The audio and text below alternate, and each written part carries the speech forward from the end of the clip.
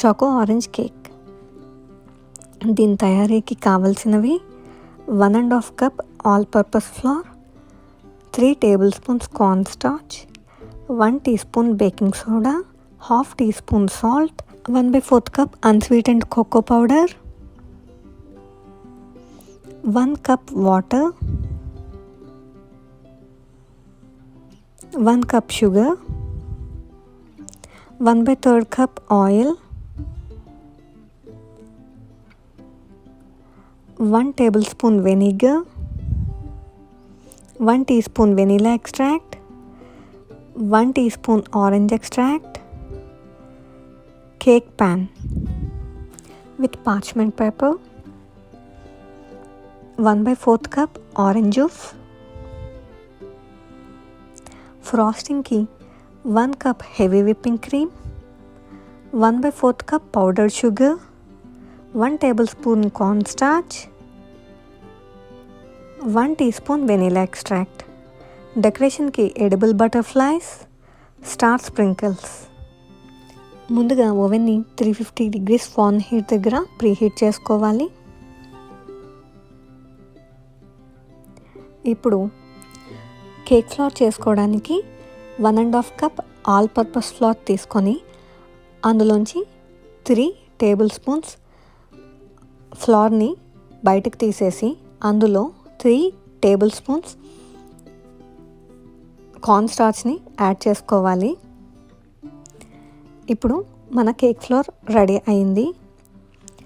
ఇలా చేయడం వల్ల కేక్ చాలా సాఫ్ట్గా వస్తుంది. ఇప్పుడు ఇందులో సాల్ట్, బేకింగ్ సోడా ఇంకా కోకో పౌడర్ యాడ్ చేసుకొని దాన్ని జల్లించుకోవాలి. ఇలా 2 to 3 టైమ్స్ జల్లించుకోవడం వల్ల ఫ్లోర్ ఏరియేట్ అవుతుంది. ఇలా జల్లించుకొని పక్కన పెట్టుకోవాలి. ఇప్పుడు ఇంకొక బౌల్లో 1 కప్ వాటర్ తీసుకొని అందులో షుగర్ యాడ్ చేసుకొని అది కరిగేంత వరకు కలుపుకోవాలి. లేదా షుగర్ కరిగేంత వరకు పక్కనైనా పెట్టుకోండి. ఇప్పుడు ఇందులో ఆయిల్ యాడ్ చేసుకొని మిక్స్ చేసుకోవాలి. అందులో vinegar, vanilla extract, orange extract వేసి బాగా మిక్స్ చేసుకోవాలి. చూస్తున్నారు కదా, షుగర్ మొత్తం కరిగిపోయింది. ఇప్పుడు ఇందులో నేను కొద్దిగా ఫ్లోర్ యాడ్ చేసి మిక్స్ చేస్తున్నాను. ఈ ఫ్లోర్ ఎక్కడ ఉండలు కట్టకుండా కలుపుకోండి. మొత్తం అంతా ఒకేసారి వేయకుండా కొద్దిగా వేస్తూ కలుపుకుంటూ ఉండాలి.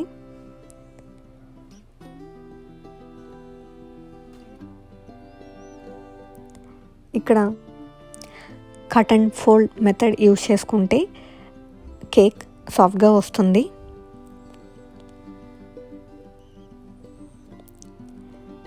ఇదిగోండి, ఇలా ఉండలు లేకుండా మొత్తం కేక్ బ్యాటర్ని కలుపుకున్నాను. ఇలా కలుపుకున్న బ్యాటర్ని కేక్ ప్యాన్లో పార్చ్మెంట్ పేపర్ వేసుకొని ఫిల్ చేసుకుంటున్నాను. మీ దగ్గర కేక్ ప్యాన్ లేకపోతే ఏదైనా ప్యాన్కి ఆయిల్ బ్రష్ చేసి కోకో పౌడర్తో కోట్ చేసుకొని ఆ తర్వాత కేక్ బ్యాటర్ని ఫిల్ చేసుకోవాలి. ఇలా కేక్ ప్యాన్లోకి తీసుకున్నాక దాన్ని 2 టైమ్స్ ట్యాప్ చేసుకొని ఓవెన్లో పెట్టుకోవాలి.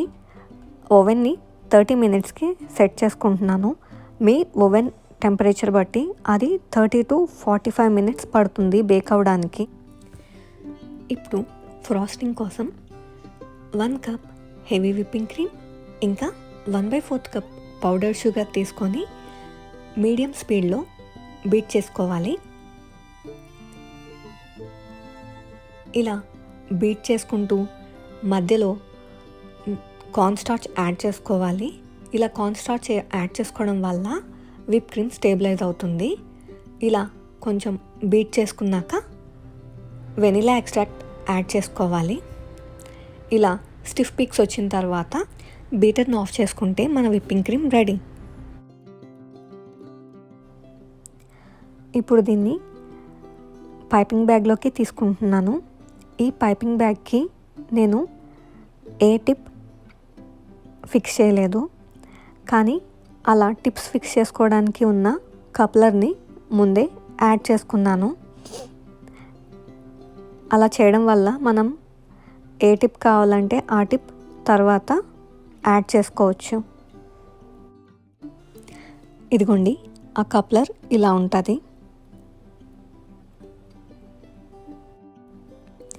ఇప్పుడు కేక్లో టూత్పిక్ ఇన్సర్ట్ చేసి బయటకు తీస్తే అది క్లియర్గా వస్తే మన కేక్ బేక్ అయినట్టే. ఇలా బేక్ అయిన కేక్ని చల్లార్చుకోవాలి. కొంచెం సేపు చల్లారిన తర్వాత ఆ మౌల్డ్లోంచి బయటకు తీసి చల్లారనివ్వాలి. అలా మొత్తంగా చల్లారిన తర్వాత దానికి ఉన్న పార్చ్మెంట్ పేపర్ని తీసేయాలి.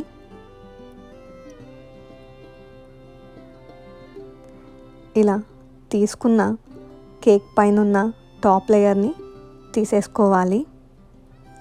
మీకు కావాలంటే ఎడ్జెస్ కూడా సైడ్వి రిమూవ్ చేసేసుకోవచ్చు, కానీ ఇక్కడ నేను టాప్ లేయర్ ఒక్కటే తీసేస్తున్నాను. చూడండి ఎంత ఫ్లఫీగా వచ్చిందో. ఇప్పుడు దీన్ని నేను 2 పార్ట్స్గా డివైడ్ చేసుకుంటున్నాను. మీ దగ్గర ఓవెన్ లేకపోతే ప్రెషర్ ప్యాన్ కానీ థిక్ ప్యాన్ కానీ తీసుకొని అందులో కింద సాల్ట్ వేసుకొని అందులో స్టాండ్ పెట్టి ఆ స్టాండ్ మీద ఈ కేక్ ప్యాన్ని పెట్టుకొని మూత పెట్టి 20 నుంచి 30 నిమిషాలు మీడియం టు లో హీట్లో బేక్ చేసుకోవాలి. మీరు ప్రెషర్ ప్యాన్ మూత యూస్ చేస్తే దాన్ని ప్రెషర్ రింగ్ తీసేసుకొని యూస్ చేసుకోవాలి. ఇప్పుడు 2 లేయర్స్ని సెపరేట్ చేసుకొని కింద లేయర్ని కేక్ బోర్డ్ మీద పెట్టుకొని దాని మీద ఆరెంజ్ జ్యూస్ని ఫిల్ చేసుకోండి. మీరు ఫ్రెష్గా తీసుకున్న ఆరెంజ్ జ్యూస్ అయితే 1/2 కప్పుకి 2 టేబుల్ స్పూన్స్ షుగర్ యాడ్ చేసుకోవాలి. అదే బయట కొనుక్కున్నదైతే పల్ప్ లేకుండా ఫిల్టర్ చేసి యూస్ చేసుకోవాలి. ఇప్పుడు ముందు చేసి పెట్టుకున్న విప్పింగ్ క్రీమ్తో ఫిల్ చేసుకొని ఒక లేయర్లా స్ప్రెడ్ చేసుకోవాలి. ఇలా మొత్తం స్ప్రెడ్ చేసుకున్న తర్వాత టాప్ లేయర్ని ప్లేస్ చేసుకొని దీన్ని కూడా ఆరెంజ్ జ్యూస్తో ఫిల్ చేసుకోవాలి. ఇలా చేయడం వల్ల కేక్లో ఉన్న మాయిశ్చరైజర్ అలాగే ఉండడానికి ఇది హెల్ప్ చేస్తుంది.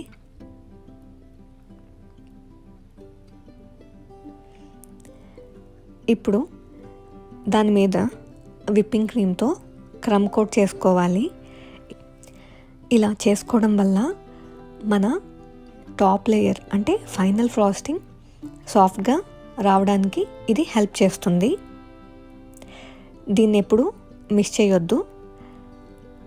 ఇలా చేసిన దాన్ని ఒక 15 మినిట్స్ ఎయిర్ టైట్ కంటైనర్లో పెట్టి ఫ్రిడ్జ్లో పెట్టుకోవాలి. అలా పెట్టుకోవడం వల్ల ఈ క్రమ్ కోటింగ్ సెట్ అవుతుంది. ఇప్పుడు డెకరేషన్ కోసం బటర్ఫ్లైస్, ఎడిబుల్ బటర్ఫ్లైస్ తీసుకుంటున్నాను. ఆ బటర్ఫ్లైస్ని 3D ఎఫెక్ట్ కోసం కొంచెం బెండ్ చేస్తున్నాను. ఇవి చాలా సాఫ్ట్గా డెలికేట్గా ఉంటాయి. ఎక్కువ బెండ్ చేస్తే విరిగిపోయే ఛాన్స్ ఉంటుంది. అందుకని నేను ఇక్కడ ఒక స్ట్రా యూస్ చేసుకొని కొంచెం కొంచెంగా బెండ్ చేసుకుంటున్నాను. ఇలా ఎన్ని బటర్ఫ్లైస్ కావాలో అన్ని బటర్ఫ్లైస్ని అలాగే బెండ్ చేసి పక్కన పెట్టుకున్నాను. ఇప్పుడు 15 మినిట్స్ తర్వాత కేక్ని బయటకు తీసి ఫైనల్ ఫ్రాస్టింగ్ చేస్తున్నాను. ఎప్పుడైనా ఫ్రాస్టింగ్ పైనుంచి స్టార్ట్ చేయాలి, సైడ్ నుంచి స్టార్ట్ చేయకూడదు.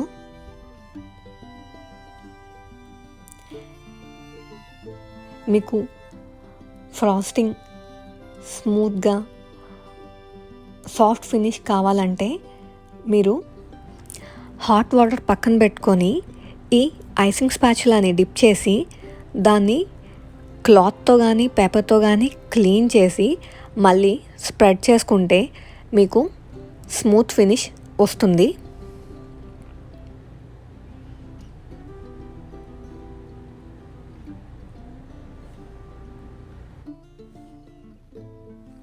ఇదిగోండి, ఇది ఫైనల్ కోటింగ్ అయిన తర్వాత